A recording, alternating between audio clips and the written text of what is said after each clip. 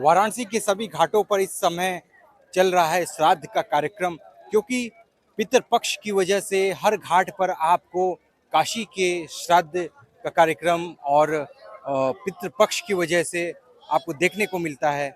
आप देख सकते हैं कि यहाँ पर सारे लोग आए हुए हैं और अपना मुंडन करवा कर यहाँ श्राद्ध का कार्यक्रम में भाग लेते हैं। और बनारस ही नहीं, बहुत दूर दूर से यहाँ पर लोग आया करते हैं श्राद्ध के कार्यक्रम के लिए। आइए आपको नज़दीक ले जाकर दिखाते हैं कि किस तरीके से यहाँ पर श्राद्ध के पूजन कराए जाते हैं। पिंडदान का कार्यक्रम करने के लिए तो आपने सुना होगा कि पुरुष लोग ज्यादातर पिंडदान किया करते हैं। आज आपको दिखाऊंगा कि यहाँ पर इसी घाट पर, दशाश्वमेध घाट पर, एक महिला है बैठी हुई हैं, वो पिंडदान कर रही हैं। आइए इनसे बात करते हैं। तो मैम, आप पिंडदान करने आई हैं, कहाँ से आई हैं आप? दिल्ली से। तो किसके लिए पिंडदान कर रही हैं? अपने माता पिता के लिए। तो ये कार्य जो कर रही हैं आप, पिंडदान का पहली बार कर रही हैं कि इसके पहले कर चुकी हैं? नहीं, पहली बार कर रहा है। तो क्या लग रहा है आपको काशी में आकर पिंडदान करते हुए? बहुत अच्छा लग रहा है, बहुत अच्छा लग रहा तो कितनी आस्था है काशी को लेकर, आप कुछ दो शब्दों में बताइए। है। आस्था है काशी को लेकर। यहाँ तो मतलब मोक्ष की प्राप्ति होती है काशी में। काशी में आके पितृदान करने से बहुत अच्छा फल मिलता है, फल की प्राप्ति होती है, सारे संकट दूर होते हैं, माता पिता को मोक्ष मिलता है। कितनी सुंदर बात कहा इन्होंने, माता पिता को मोक्ष मिलता है और उनकी कृपा होती है पिंडदान के समय। आपके साथ आई हैं, आइए इनसे बात करते हैं कि इनका क्या कहना है पिंडदान को लेकर। आप काशी के अंदर आई हैं, आपको कैसा लग रहा है आकर? अच्छा लग रहा है, काफी अच्छा लग रहा है काशी में। और मेरे माता पिता भी जीवित थे तो आते थे, रहते थे काशी में। और ये तो बहुत सौभाग्य की बात है कि हमें यहाँ आने का मौका मिला और यहाँ पे आकर अपने माता पिता के लिए इस तरह से पूजा करने का मौका मिल रहा है। आप बताइए मैम, आपको कैसा लग रहा है काशी में आकर? जी, काशी तो मोक्ष की नगरी है और ये भोले बाबा की नगरी है, तो पूछने वाली तो कोई बात ही नहीं है। बहुत अच्छा लग रहा है। और जो हमारे माता पिता थे ना, उनको काशी नगरी बहुत पसंद थी, इसलिए हमने ये स्थान चुना उनका श्राद्ध करने के लिए आज के दिन का। जी, बहुत ही सुंदर बात कहा मैम ने, जैसे कि काशी माता पिता को पसंद था और इसीलिए इन लोगों ने यह जगह चुना काशी के अंदर पिंडदान करने का। जैसा कि आप देख पा रहे हैं कि यहाँ पर श्राद्ध के कार्यक्रम चल रहे हैं इसी घाट पर। आप देख पा रहे हैं, जैसा कि आप देख पा रहे हैं कि वाराणसी में दशाश्वमेध घाट पर यह श्राद्ध के कार्यक्रम चल रहे हैं और खासकर महिलाएं भी यहाँ बैठी हुई हैं श्राद्ध के कार्यक्रम में।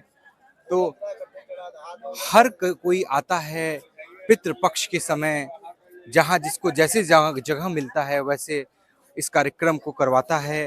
और हर एक उम्र के हर एक व्यक्ति आते हैं और यह कार्यक्रम में भाग लेते हैं, यह पूजा में भाग लेते हैं।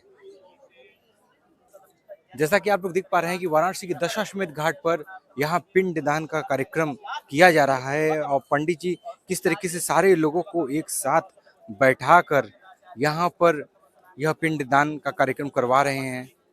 बहुत बड़ी बात होती है कि काशी के अंदर पिंडदान की बहुत बड़ी मान्यता होती है। जो भी लोग आते हैं यहाँ पिंडदान के लिए, उनको किसी भी प्रकार की आगे समस्या ना हो। आप देख रहे हैं किस तरीके से पिंडदान के कार्यक्रम के पहले यह विधि की जाती है पंडित जी के द्वारा। हाँ, तो क्वेश्चन करते हैं।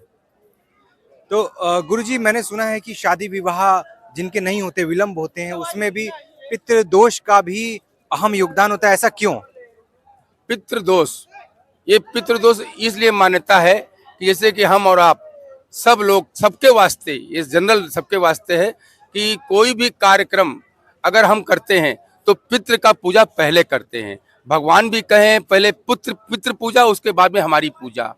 और अगर किसी काल से हम पितृ पूजा नहीं करते हैं, उनको छोड़ देते हैं, उनको भूल जाते हैं, तो पितृदोष के हम भागी हो जाते हैं। हम कोई भी कार्य करने चलेंगे, हमारा कार्य पूरा नहीं होगा। रही बात घर में अगर हमारे शादी हुई हो या कोई बाल बच्चा पैदा हुआ हो या मरनी पड़ गई हो, ऐसे काल में हम पितृ का काम नहीं कर सकते हैं, पितृ दोष हमारा नहीं हो पाएगा। पितृ काम हम जब करेंगे जब हमारे कार्य घर में ये सब कार्य नहीं होंगे। हम स्वतः स्वच्छ रहेंगे, साफ रहेंगे, हमारे घर में शादी नहीं है, ब्याह नहीं है, बच्चे नहीं पैदा हुए, मरनी नहीं पड़ी, तो हम पितृ का काम कर सकते हैं। अन्यथा ये अगर हमारे घर में हो गया तो हम पितृ का काम नहीं कर सकते हैं। पितृ दोष हमारा अच्छे ही काल में पूर्ण होता है। जब हम स्वच्छ और साफ होते हैं तभी होगा हमारा कार्य। पितृ का काम मैं हाथ जोड़ के सबसे निवेदन करता हूं कि अवश्य करना चाहिए, इसलिए कि माता पिता से बढ़ के संसार में कुछ भी नहीं है। अगर हम उनके ऋणी हैं, उनका शरीर में हमारे ब्लड है, और ये लोग कहते हैं कि छोटा करे बड़ा करे, मैं इसका महत्व तो नहीं देता हूं। इसलिए नहीं देता हूं कि 5 अगर बेटे हैं घर में तो 5 बेटे के शरीर में माँ बाप का ब्लड है। अगर ब्लड है तो ये खाली बचने के लिए लोग कहते हैं कि छोटा करे बड़ा करे, ये बात गलत है। हर व्यक्ति को करना चाहिए, क्योंकि पितृ का काम अच्छा कर रहे हो, कोई बुरा नहीं कर रहे हो। अच्छा कार्य करने से कोई आपको रोकेगा नहीं, अवश्य करना चाहिए। आपको नहीं कुछ है, आप कुछ लायक नहीं है, 2 रुपया 5 रुपया 10 रुपया आपके पास नहीं है, आप गंगा जी के पास आ जाइए, 3 जजुली जल भर करके दक्षिण दिशा में गिरा दीजिए, आपको पितरों को मिल जाएगा। अवश्य करिएगा।